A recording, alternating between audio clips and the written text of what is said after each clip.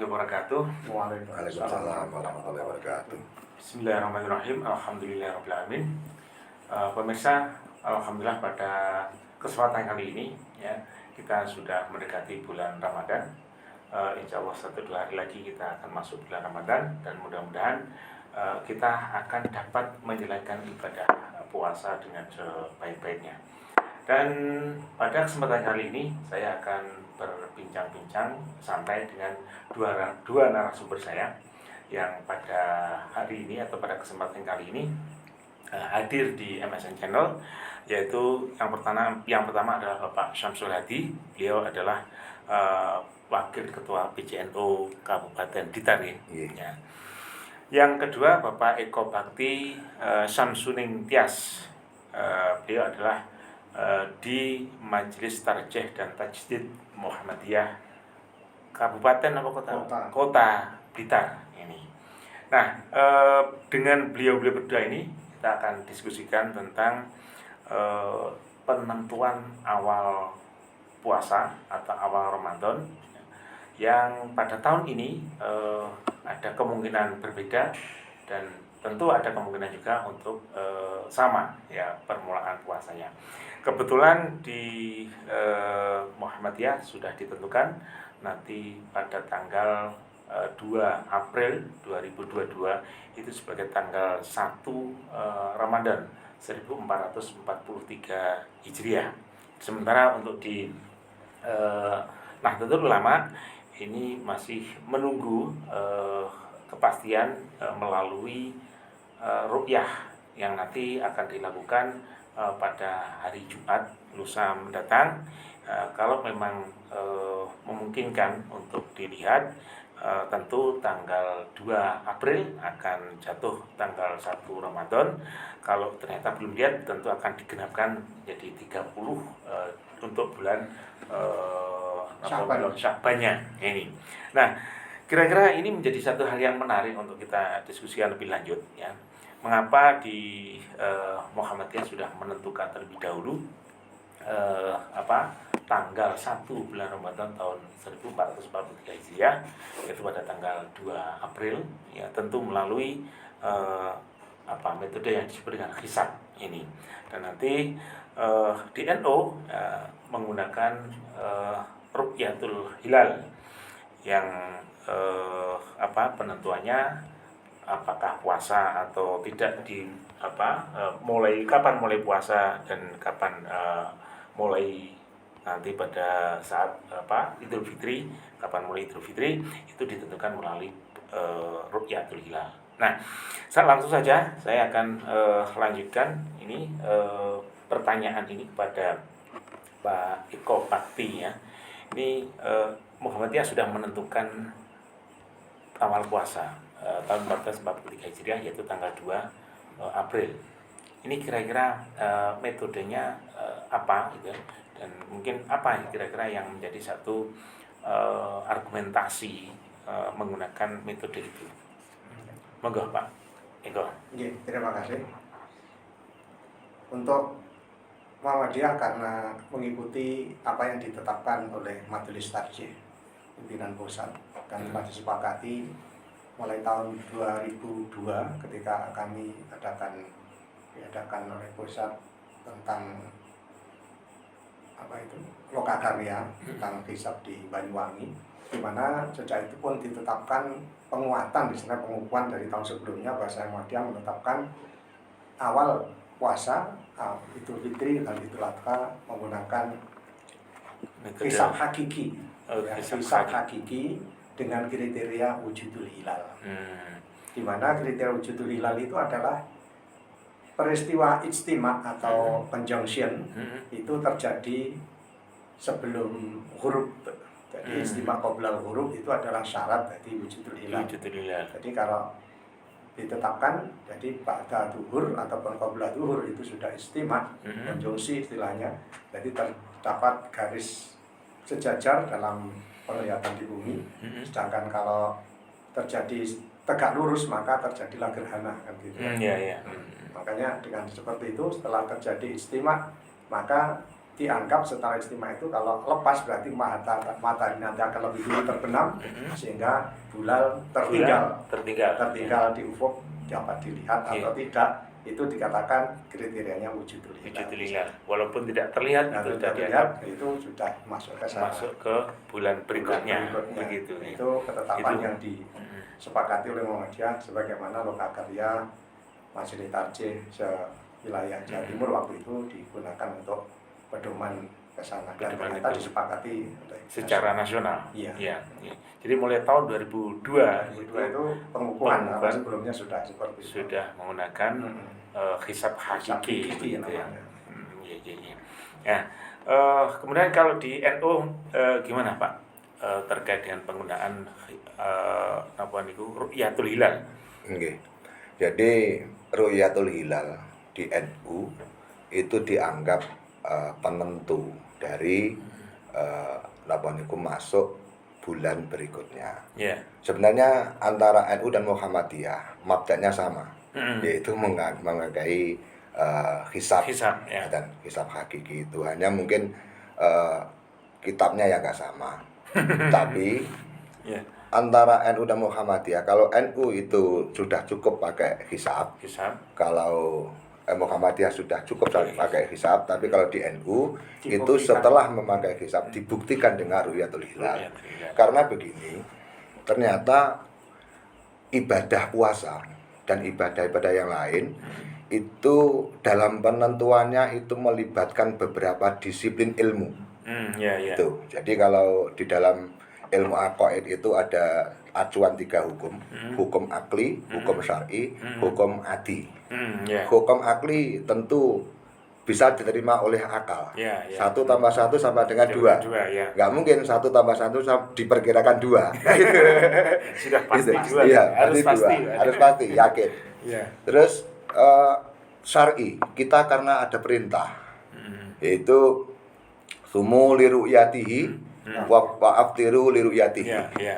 Lah, ternyata lapar ro'a dalam disiplin ilmu nahwu shorof, ro'a itu mempunyai 3 kata dasar.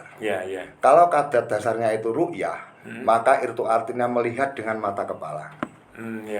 Kalau kata dasarnya itu ru'yan, itu berarti artinya bermimpi. Kalau kata dasarnya itu ro'yan, itu artinya pendapat, ilmu pengetahuan.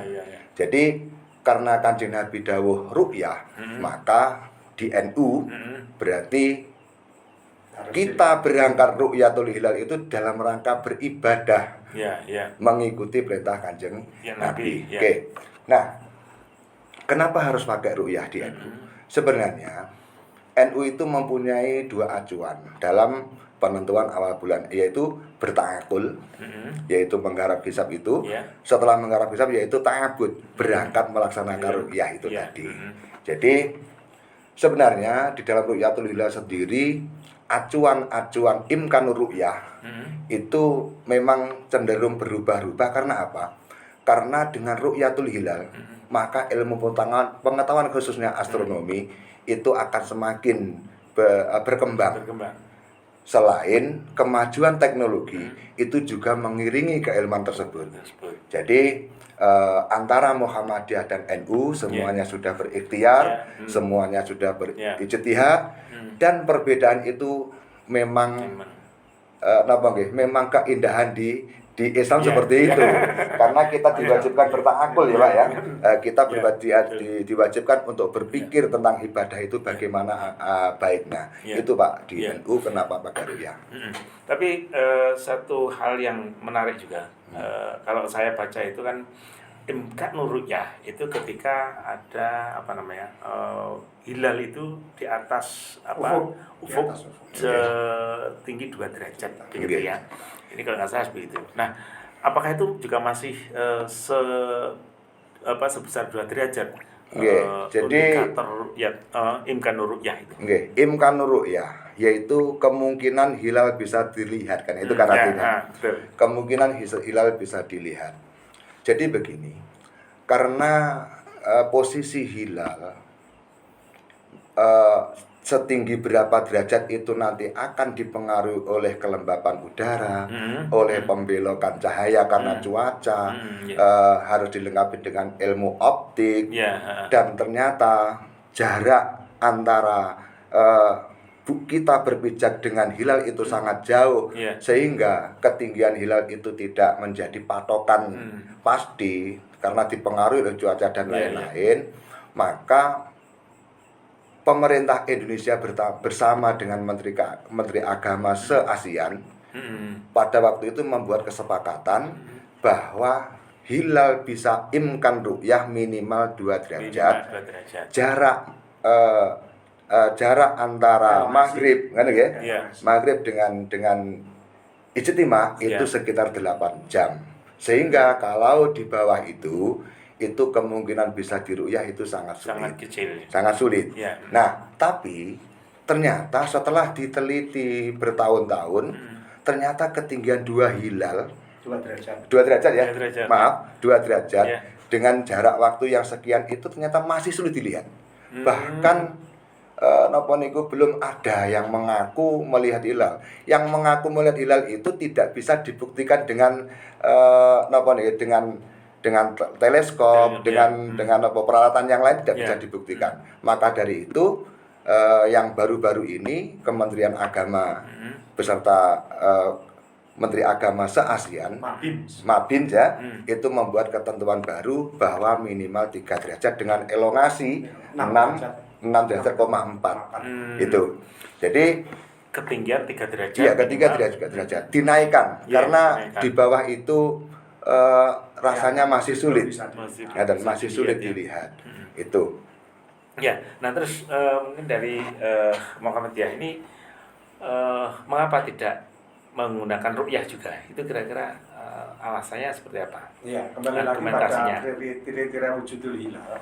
Karena proses ijtima itu tadi telah kemudian wujud, walaupun belum ada 1 derajat pun Muhammadiyah mengatakan itu tetap dianggap wujud.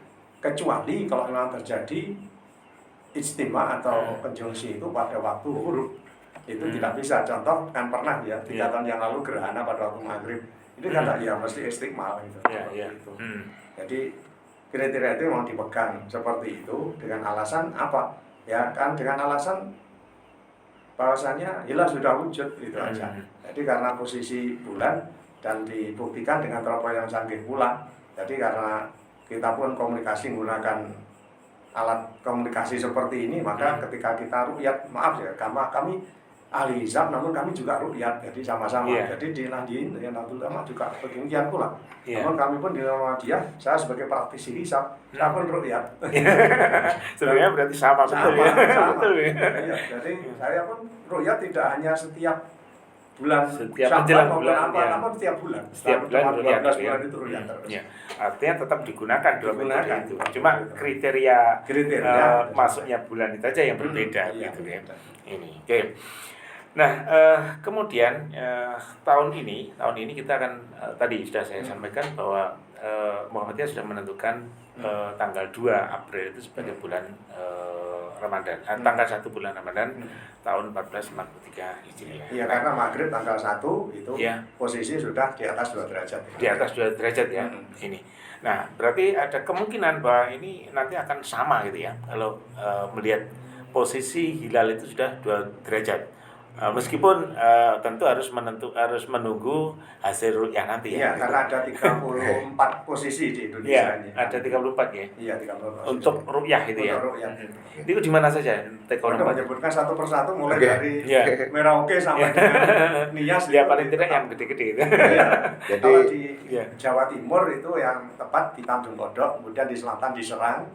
Kemudian yang di Banyuwangi juga ada. Kemudian yang di Puger juga ada. Ingat saya 5 kalau di Jawa Timur.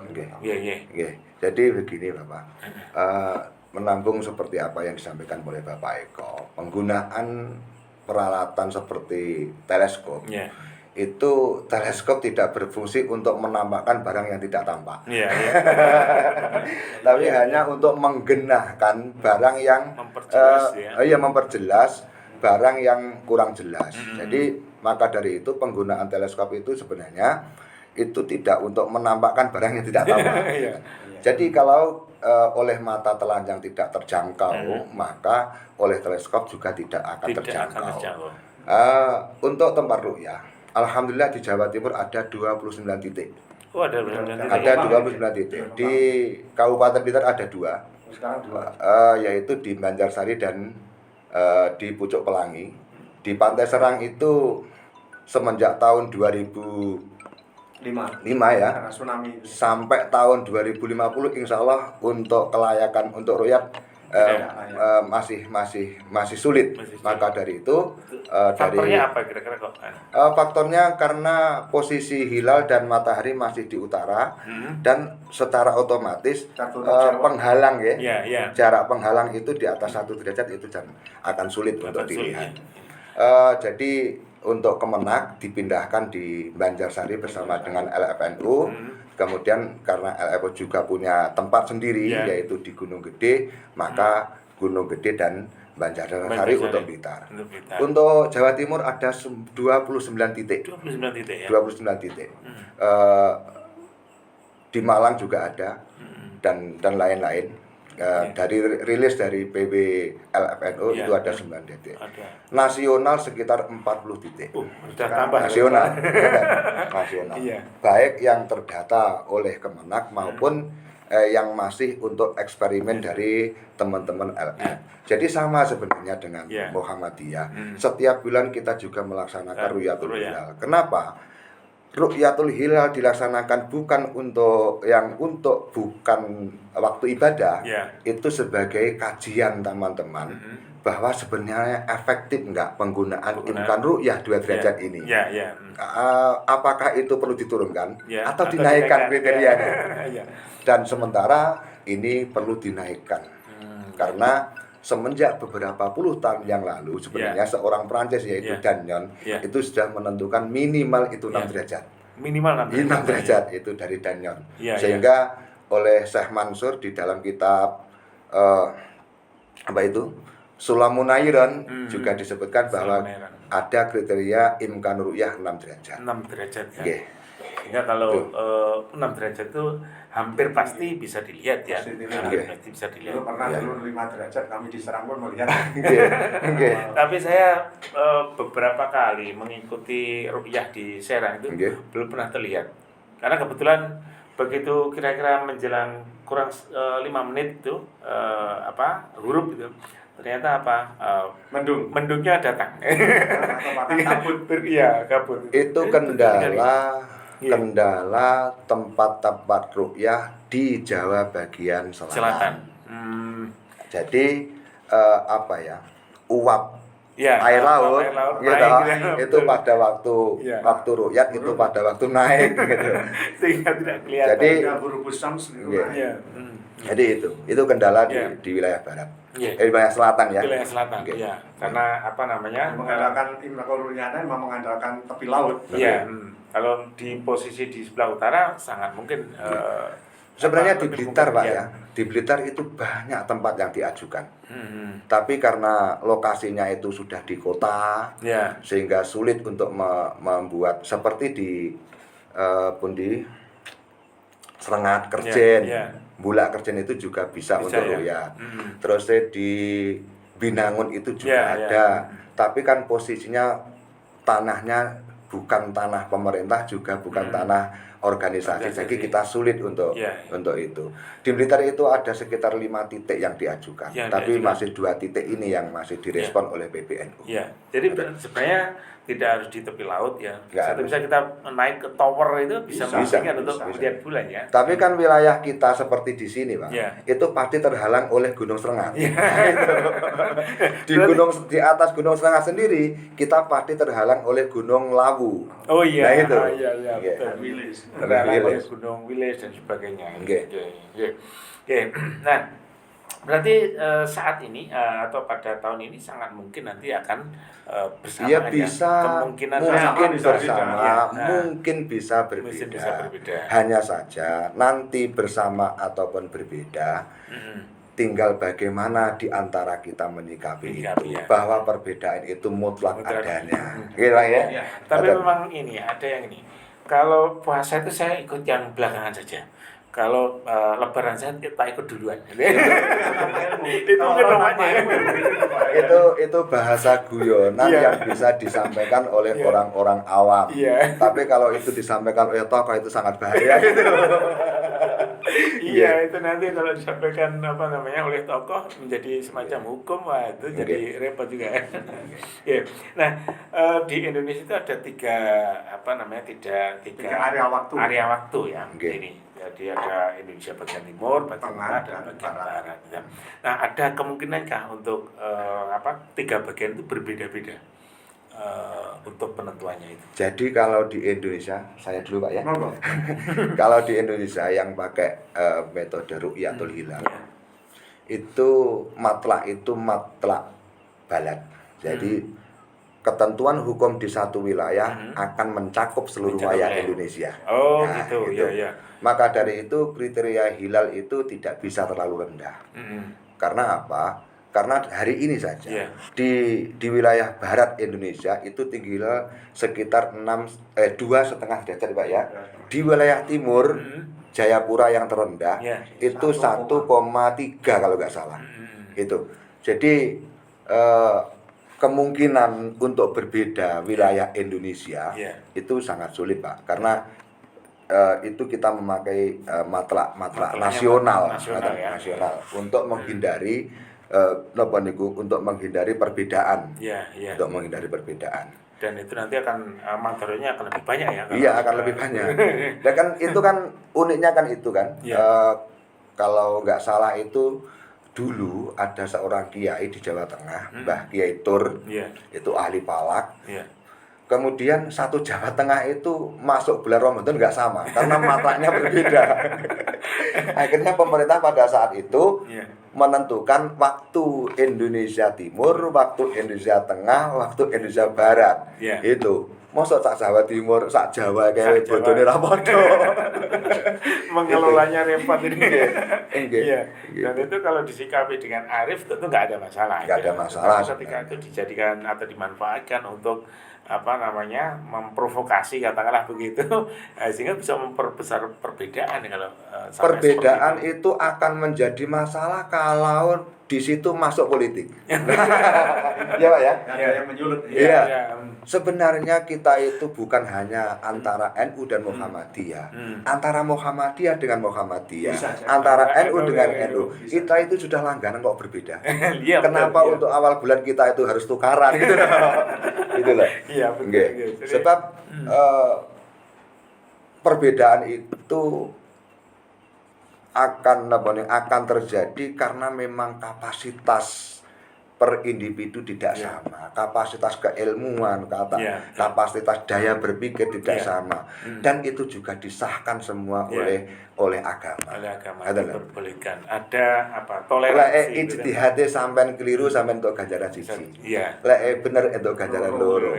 Keliru pun masih dapat pahala. Kenapa kita harus bergembira? Betul.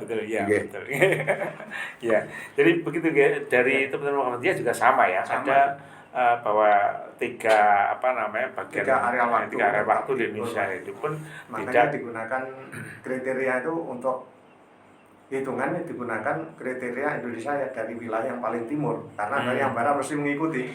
Karena semakin ke barat kan semakin tinggi. Iya. Kriteria yang paling kecil. Iya. Nah, baik. Jadi karena ini sebenarnya adalah sama ya antara menggunakan hisab dan ru'yah. Ternyata dari Muhammadiyah juga hisab dan ru'yah, dari NU juga hisab dan ru'yah, meskipun nanti hasilnya relatif berbeda. Mungkin kesimpulannya berbeda ya ini. Nah, mungkin dari perbedaan itu kira-kira apa yang bisa dipesankan dari jenengan semua kepada masyarakat umat Islam secara umum di Indonesia, supaya perbedaan ini tidak dijadikan sebagai alat untuk memperuncing memperuncing masalah gitu kan tetapi menjadi satu rahmat tadi. Dari saya dulu jenengan. Saya dulu. Jadi gini Pak, kita sebagai penganut agama Islam itu selain kita itu tunduk kepada Tuhan Yang Maha Esa, kita itu juga diberi hak oleh Tuhan, yaitu untuk berpikir. Ya, Ma'alakum takilun mungkin ya, gitu ya. Untuk berpikir. Maka dari itu, hasil pemikiran, ijtihad itu cenderung akan menemui perbedaan. Ya, ya. Kenapa seperti itu? Ya itu tadi, karena kapasitas seseorang, kapasitas keilmuan, Betul. dan lain-lain yang mendukung menjadi perbedaan. Maka di dalam agama disebutkan bahwa ikhtilaf rahmatun, Ya, bahwa betul. perbedaan itu rahmat. Rahmat, ya. Bisa dibayangkan ketika Islam itu hanya menganut satu paham, satu ketentuan, Ya. maka akan sulit Islam itu diterapkan di seluruh dunia. Betul, ya. Akan sangat sulit. Ya. Bagaimana saudara-saudara kita yang hidup di kutub, Ya. Ya. Terus dengan kita yang berbeda, bagaimana saudara kita yang hidup di Belanda umpamanya, Ya. di sana bisa juga puasa itu selama 22 jam, ya itu, ya kan? Kanada juga Maka sama dari juga. itu perbedaan-perbedaan itu harus fleksibel di antara kita. Ya. Walaupun kita menganut apa yang kita anut sebagai kebenaran, tentu kita tidak boleh menganggap orang lain itu sebuah kesalahan yang fatal, gitu lah. Karena mungkin menurut saya seperti itu. Jadi dari kita para pengampu di organisasi masing-masing ini tidak selalu mengupload perbedaan-perbedaan itu, tapi bagaimana kita bisa memanage perbedaan itu menjadi sebuah keindahan di negara Republik Indonesia ini khususnya. Itu. Sepakat saya. Benar. Tapi tidak merasa paling benar dan tidak menyalahkan yang tidak. Iya, betul. Jadi, apalagi kalau dilihat dari hadis itu kan tadi pakai kata ru'yah ya. Kalau di Al-Quran kalau nggak salah pakai kata syahidah juga. Iya, betul. Ini artinya berarti memungkinkan adanya perbedaan di dalam menentukan dan sebagainya. Sangat mungkin, ya. Sangat mungkin. Nah, karena istilahnya aja sudah berbeda kan. Jadi kenapa sangat mungkin berbeda? Ya. Karena hilal dalam keadaan rendah. Iya, betul. Apapun, Pak, apapun, kalau rendah itu sering menimbulkan perbedaan. Apapun. Iya, betul. Kalau keilmuannya rendah juga akan sangat mungkin terjadi perbedaan. Dan bukan hanya perbedaan sebenarnya, akan menimbulkan masalah. Hanya fungsinya ngaji, kalau semuanya punya ngaji, berdomani. Kembali lagi masyarakat bawah itu kan ibaratnya roti kan tahunya kan roti tidak makan. Iya, betul. Kita para orang yang berilmu diberitakan oleh orang berilmu itu ya diarahkan supaya memberikan pencerahan lah pada umat itu supaya tidak terjadi gesekan-gesekan yang berat. Betul. Itu tadi. Baik, terima kasih kami sampaikan kepada Pak Yai Samsul Hadi yang dari Wakil Ketua PCNU Kabupaten Blitar dan juga Pak Eko Bakti dari Majelis Tarjih dan Tajdid Muhammadiyah. Nah, ini ada satu perbincangan yang menurut saya cukup memberikan keteduhan bagi kita sebagai umat Islam yang selama ini selalu kita mendapatkan perbedaan-perbedaan, terutama dalam menjelang puasa, menjelang Idul Fitri, bahkan juga menjelang Idul Adha, ada perbedaan. Nah, kalau ini tidak kita kaji lebih mendalam apa artinya perbedaan itu, maka tentu akan membuat kita itu saling bergesekan antara satu dengan yang lain, antara warga Muhammadiyah dengan warga NU bisa bergesekan, bisa konflik dan sebagainya. Tetapi dengan kita mengetahui bagaimana cara menentukan awal bulan yang ternyata metodenya sama, ya kan?